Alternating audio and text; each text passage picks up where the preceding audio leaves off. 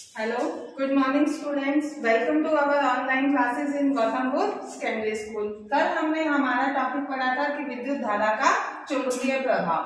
कल हमने पढ़ा था कि जब हमने एक प्रयोग किया था ऑरेस्टेड नामक साइंटिस्ट वाला, उन्होंने बताया था कि जब किसी अपने विद्युत धारा प्रवाहित करते हैं परिपथ के अंदर, तो उसमें क्या होता है, एक चुंबकीय बल उसके चारों ओर उत्पन्न हो जाता है। उस चुंबकीय बल के कारण जब हम दिक् सूचक सुई को उसके पास लेकर के गए थे, तो उस सूचक की सुई में क्या था, विक्षेप उत्पन्न हो गया था, है ना। तो कल हमने देखा था कि उसमें विक्षेप उत्पन्न हुआ, और जब हमने बैटरी की दिशा को चेंज किया था, तो दिशा को चेंज करने के कारण उस सूचक की सुई में भी विक्षेप की जो दिशा थी वो भी हमारी बदल गई थी। अब हम आज उसके आगे एक क्षण चुंबक को लेकर के उसके ऊपर प्रैक्टिकल करेंगे। अब हम क्या करते हैं, कागज का बोर्ड लेते हैं। उस बोर्ड के ऊपर हम क्या करते हैं, बीचों बीच में हमने अपना एक क्षण चुंबक को एडजस्ट कर दिया। अब हम उस कागज के ऊपर लोहे का थोड़ा सा चूर्ण या बुरादा उसके ऊपर हम हमारा डालते हैं। जैसे ही हम उसके ऊपर डालते हैं, तो हम देखते हैं कि वो चुंबक के चारों ओर जो चुंबकीय क्षेत्र उत्पन्न होगा, क्या होगा, चुंबकीय क्षेत्र चुंबक के चारों ओर उत्पन्न होता है। उस चुंबकीय क्षेत्र के कारण जो लोहे का बुरादा है वो उसके चारों ओर इस तरीके के पैटर्न में एडजस्ट हो जाता है। तो हम देखते हैं कि चुंबक के जो ध्रुव थे, चुंबक के दो ध्रुव होते हैं, एक उत्तरी ध्रुव और दूसरा हमारा दक्षिणी ध्रुव। तो ध्रुवों के ऊपर जो चुंबकीय क्षेत्र होता है वो बहुत ही ज्यादा स्ट्रॉन्ग होता है, यानी कि प्रबल होता है। तो जितना ज्यादा चुंबकीय क्षेत्र प्रबल होगा, उतनी ही चुंबकीय बल रेखाएं जो हैं उसके बिल्कुल पास एडजस्ट हो जाती है। लेकिन जैसे जैसे दूरी बढ़ती जाती है, तो दूरी के बढ़ने के कारण, डिस्टेंस के बढ़ने के कारण चुंबकीय क्षेत्र जो होता है वो पहले की तुलना में कमजोर हो जाता है, और जो यहाँ पर बल रेखाएं बनेंगी वो फिर उसके चारों ओर एक बंद वक्र के जैसी संरचना बना देती है। तो हमने देखा कि ध्रुवों पर जैसे जैसे चुंबकीय क्षेत्र का पास रहेगा तो चुंबकीय क्षेत्र प्रबल, लेकिन जैसे जैसे दूर जाते जाते हैं तो चुंबकीय क्षेत्र का मान क्या हो जाता है, पहले की तुलना में कम हो जाता है। अब हम देखेंगे कि जो हमारा चुंबकीय क्षेत्र हम कह रहे हैं, यानी कि चुंबक के चारों ओर का क्षेत्र, जहां तक हम उसके प्रभाव को महसूस कर सकते हैं, जहां तक इतनी दूरी तक का क्षेत्र जो है हमारा क्या कहलाएगा, चुंबकीय क्षेत्र कहलाता है। लेकिन अगर हम इससे और दूरी तक फैलाते जाएं, तो चुंबक लोहा जो है वो चुंबक की ओर अट्रैक्ट नहीं होगा, और अट्रैक्ट होने के कारण वो उससे दूर रह जाएगा। यानी कि इतनी दूरी तक का क्षेत्र जहां तक चुंबक के बल को महसूस किया जाता है वो क्या कहलाता है, हमारा चुंबकीय क्षेत्र कहलाता है। और चुंबकीय क्षेत्र जो होता है वो दो चीजों के ऊपर डिपेंड करता है। एक तो उसमें होता है परिमाण, यानी कि प्रबलता, चुंबकीय क्षेत्र की प्रबलता, और दूसरी दिशा उसके ऊपर डिपेंड करेगा। अब जैसे जैसे हम हमारा नेक्स्ट टॉपिक इसके अंदर आएगा कि सीधे चालक से जब हम विद्युत धारा को प्रवाहित करते हैं। नेक्स्ट टॉपिक हमारा क्या है, सीधे चालक से विद्युत धारा को जब प्रवाहित करेंगे तो उसके अंदर चुंबकीय क्षेत्र कैसा होगा।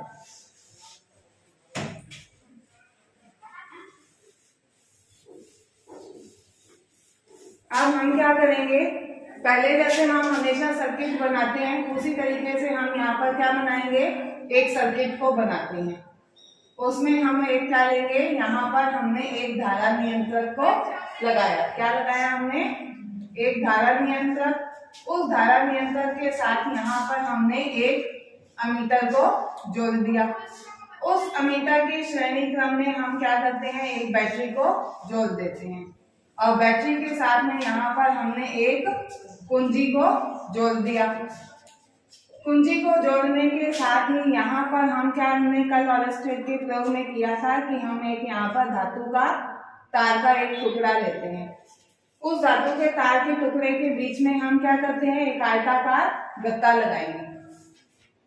आयताकार गत्ता लगाते हैं, और यहाँ पर अब हम एक दिक् सूचक सुई को लेकर के जाते हैं। क्या किया, हम दिक् सूचक सुई को लेकर के जाते हैं। तो अब हमने हमारे परिपथ के अंदर क्या जोड़ा, एक हम जोड़ते हैं इसके अंदर धारा नियंत्रक, आरएच, यानी कि धारा को कंट्रोल करने वाले को कहते हैं धारा नियंत्रक।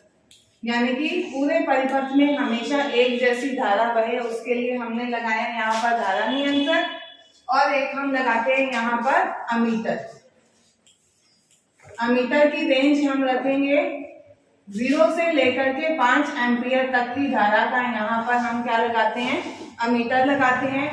एक हम यहाँ पर 12 वोल्ट की बैटरी कितने वोल्टेज की लगाएंगे हम, 12 वोल्ट की हमने यहाँ पर इसके अंदर एक बैटरी एडजस्ट करी, साथ में हमने यहाँ पर एक कुंजी को लगाया और बीच में हमने यहाँ पर एक तांबे का तार लगा देते हैं। इस तांबे के तार में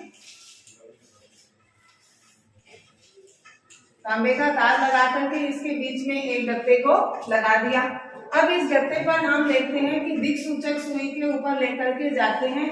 अब हमने इसमें यहाँ पर क्या करी, विद्युत धारा को प्रवाहित किया। जैसे ही अब इसमें विद्युत धारा प्रवाहित होगी तो विद्युत धारा के प्रवाहित होने के कारण यहाँ पर एक चुंबकीय क्षेत्र इस परिपथ के अंदर उत्पन्न हो जाता है। क्या उत्पन्न होगा, जैसे ही करंट इसके अंदर से पास आउट होता है, करंट के पास आउट होने के कारण यहाँ पर एक मैग्नेटिक फील्ड यानी कि चुंबकीय क्षेत्र यहाँ पर उत्पन्न इसके अंदर हो जाएगा। इस मैग्नेटिक फील्ड के पास जब हम एक दिक्सूचक सुई को लेकर के जाते हैं, यानी कि कंपास को जब हम इसके पास लेकर के जाते हैं, तो कंपास के अंदर की जितना ज्यादा विद्युत धारा बहेगी, जितने ज्यादा एम्पियर की, उतने ही ज्यादा दिक्सूचक सुई के अंदर जो है विक्षेप की दिशा हो जाएगी। यानी कि अगर हमने ज्यादा धारा को बढ़ाया, धारा का मान हमने क्या रखा, धारा का मान में हमने वृद्धि कर दी, तो धारा के मान में जैसे ही हमने वृद्धि करी तो यहाँ पर जो विक्षेप में दिक्सूचक सुई में जो विस्थापन की दिशा है, उस विक्षेप में भी क्या हो जाएगी, वृद्धि हो जाएगी। और यदि हम धारा के मान को कम कर दें, धारा के मान को कम कर देंगे तो विक्षेप में परिवर्तन भी क्या होगा, ना होगा। तो विक्षेप में वृद्धि जो होगी वो कम होगी पहले की तुलना में। लेकिन हमने अब हमारे परिपथ में क्या लगाया है, एक धारा नियंत्रक को लगाया है। क्या लगाया है, हमने एक धारा नियंत्रक को लगाया है। अब हम इसमें एक दूसरा प्रैक्टिकल करके देखेंगे।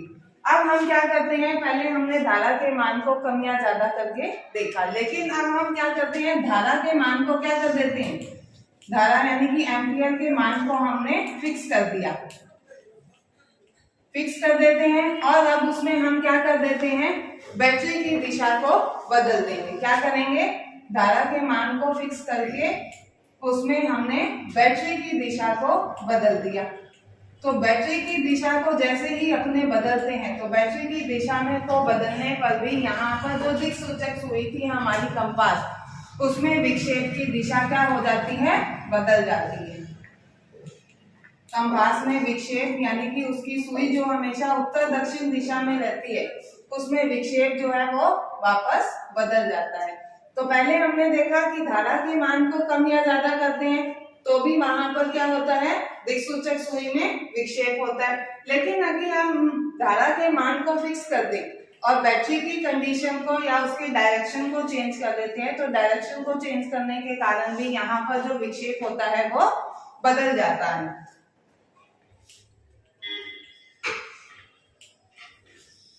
ठीक है, नेक्स्ट टॉपिक हमारा आता है कि अब हम अभी तक तो हमने क्या किया था, हमने सीधा एक चालक तार लिया था। अभी तक हमने क्या लिया था, एक सीधा चालक तार लिया था, हमने उसके अंदर करंट पास आउट किया तो वहां पर एक मैग्नेटिक फील्ड उत्पन्न हो जाता है।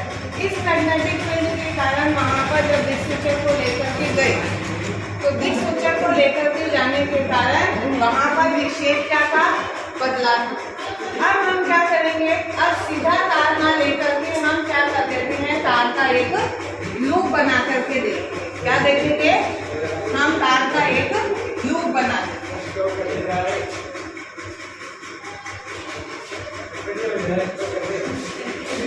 अब हम क्या करते हैं, वृत्ताकार लूप में, अब हमने क्या किया, वृत्ताकार लूप में विद्युत धारा के कारण चुंबकीय क्षेत्र,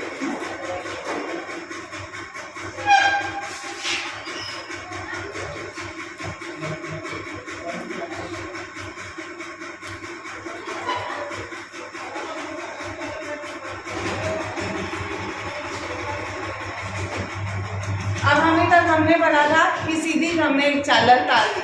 अब हम हमारी चालक तार को मरोड़ करके हम क्या कर देते हैं, उसका इस तरीके से लूप बना देते हैं। अब इस लूप के अंदर हम क्या करेंगे, विद्युत धारा को प्रवाहित करेंगे। जैसे ही हम इसके अंदर विद्युत धारा को प्रवाहित करते हैं तो बीच वाला भाग जो हम कहते हैं कि बीच वाले भाग में हमेशा चुंबकीय क्षेत्र क्या होता है, प्रबल होता है। तो जितना ज्यादा चुंबकीय क्षेत्र प्रबल होता जाएगा, चुंबकीय रेखाएं होंगी हमेशा सीधी रेखा के रूप में। चुंबकीय क्षेत्र यहाँ पर मध्य वाले भाग में प्रबल होने के कारण जो चुंबकीय रेखाएं हमें प्राप्त होती है वो सीधी सरल रेखा के रूप में होंगी। लेकिन जैसे ही हम इस लूप में यहाँ चुंबक से थोड़ी दूरी पर जाते जाते हैं, ये जो चुंबकीय रेखाएं होती है वो एक वृत्ताकार संरचना जैसा रूप बना लेती हैं और इस लूप के अंतिम सिरे पर बिल्कुल ही ये वापस पहले जैसी बंद वक्र जैसी संरचना बना लेंगे। इसी तरीके से इस लूप में नीचे की ओर विद्युत धारा का प्रवाह होगा और उसी तरीके से यहाँ पर भी चुंबकीय क्षेत्र क्या होगा, उत्पन्न हो जाएगा।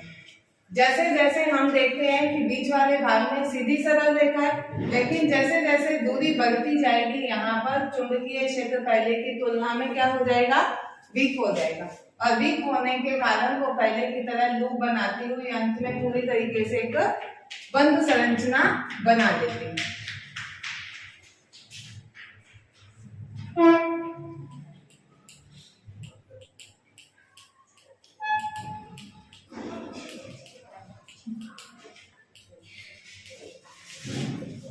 लेकिन दूरी बढ़ने पर क्या हो जाएगा, लेकिन जैसे जैसे यहाँ पर दूरी बढ़ जाती है तो दूरी बढ़ने के कारण चुंबकीय क्षेत्र क्या हो गया, पहले की तुलना में चुंबकीय क्षेत्र पहले की तुलना में क्या हो जाता है, दुर्बल हो जाता है।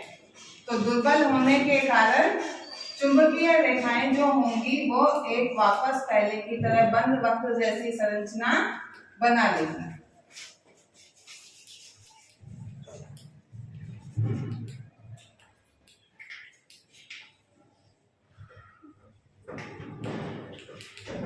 नेक्स्ट टॉपिक हमारा आता है कि अब हम क्या करते हैं, एक परिनलिका लेंगे। क्या लेंगे, एक परिनलिका लेते हैं। अब हम उस परिनलिका के अंदर क्या देखेंगे कि विद्युत धारा को प्रवाहित करते हैं तो उसके अंदर चुंबकीय क्षेत्र जो है वो पहले की तुलना में कैसा होगा। तो परिनलिका किसे कहते हैं, पहले हम वो देखेंगे, उसके बाद हम उसके साथ एक बैटरी को जोड़ करके उसके अंदर विद्युत धारा को प्रवाहित करेंगे, उसमें से करंट। तो परिनलिका क्या होती है, हमने एक बेलनाकार आकृति क्या ली, बेलनाकार आकृति की कोई धातु की हम क्या करते हैं, यहाँ पर पदार्थ लेते हैं। उस धातु के पदार्थ के ऊपर हम क्या करते हैं, विद्युत रोधी तांबे की तार की बहुत सारी कुंडलियां बना देते हैं।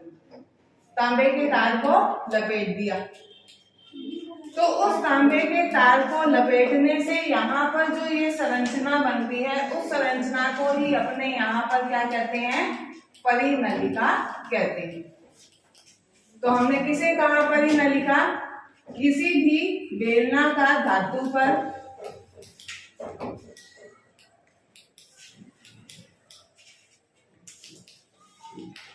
तांबे के तार की, किससे तार की हमने लपेटी, तांबे के तार की अनेक फेरों से जो बनी संरचना है, अनेक बार उसे लपेटने से अनेक फेरों वाली संरचना जो होती है वो हमारी क्या कहलाती है, परिनलिका कहलाती है। अब हमने हमारी यहाँ परिनलिका बना ली।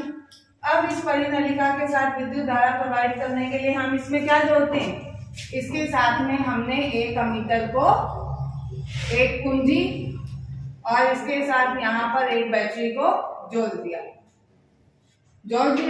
अब हम इसमें क्या करेंगे, विद्युत धारा को प्रवाहित करेंगे। जैसा कि हमें पता है कि विद्युत धारा हमेशा एनोड से इसके अंदर बहनी शुरू होती है। तो यहाँ पर भी जैसे ही हमें पता है हमने इसमें से करंट पास आउट किया, तो करंट पास आउट होने के कारण वापस इसमें क्या होगा, एक मैग्नेटिक फील्ड इसके अंदर वापस पहले की तरह बन जाएगा।